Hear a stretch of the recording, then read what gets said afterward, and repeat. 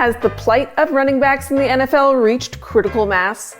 NFL training camps are already in full swing, and some of the game's best veteran running backs are still out of a job.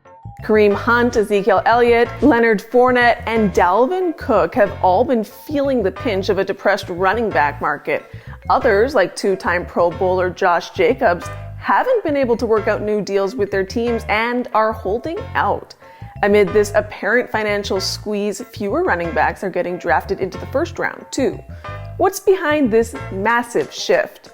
Sit back, relax, and take this in.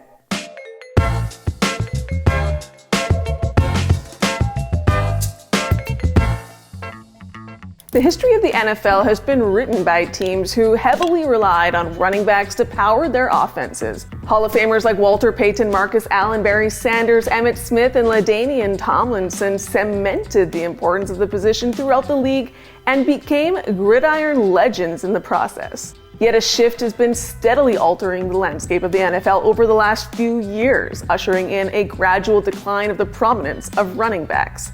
As the game evolved and advanced analytics took hold, coaches started prioritizing the efficiency of the pass game. Running backs were no longer being asked to carry the ball 30 times and were deployed more often as alternate pass catchers. Between 1997 and 2006, running backs like Sanders, Marshall Faulk, Terrell Davis, Priest Holmes, Edgerrin James, and Tomlinson finished first in the NFL in Pro Football Reference's approximate value stat in 9 of the 10 seasons. Since then, only one, Arian Foster in 2010, has led the league. Now, the leaders are quarterbacks or defensive ends. But it's not that the ground game is entirely disappearing. It's just evolving, too. Rushing attempts across the NFL hit an 11-year high in 2022. The average team logged 121.6 yards per game, the biggest figure since 1987. And last season's 4.5 yards per carry was the highest in league history. The twist in the running game is that quarterbacks are taking a bigger role. In 2022, 5 quarterbacks threw the ball and ran it at least 100 times. Josh Allen, Justin Fields, Jalen Hurts, Daniel Jones, and Lamar Jackson. Compare that to the glory days of running backs from 1951 to 2001.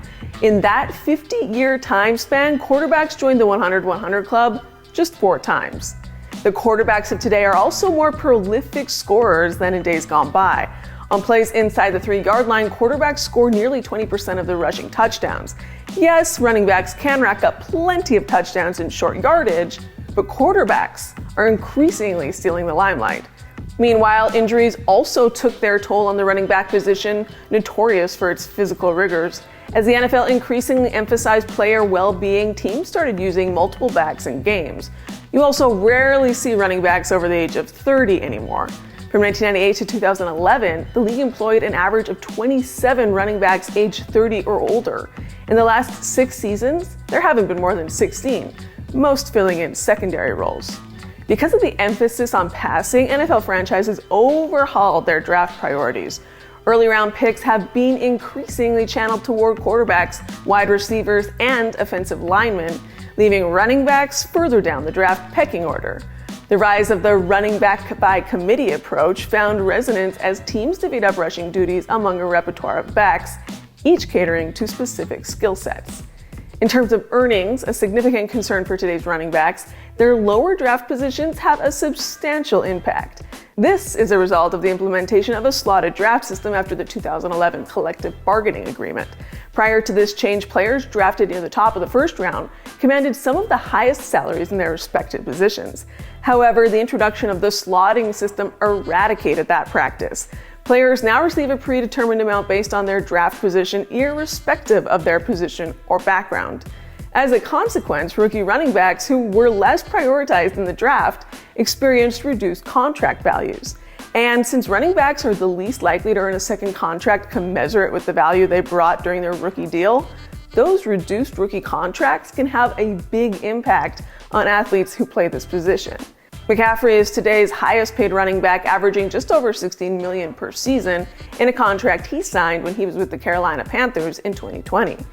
But he's an outlier. The last time a running back signed a long-term contract worth $10 million or more per season was in 2021 when Nick Chubb signed with the Browns, but even he has no guaranteed cash left after 2023. This has irked some NFL stars enough that they've spoken out on social media. McCaffrey's also been vocal about the diminished value of running backs in the press. And somewhere along the line, the running back position has been undervalued, in my opinion, for what they're asked to do. And I think there's a lot of guys that are afraid to speak up about that, but, for multiple reasons. But, I don't know when the value of a yard got diminished. And it's part of what prompted several star NFL running backs to hop on a Zoom call last weekend to brainstorm solutions to the stagnant running back market. Chubb was on the call with Jacobs, Saquon Barkley, Derrick Henry, and McCaffrey also in attendance. But there's not a lot of action these athletes can really take. More realistic running backs might actually opt to delay their NFL careers in favor of earning more NIL money in college. Are teams accurately valuing running backs, or do you think they deserve better pay?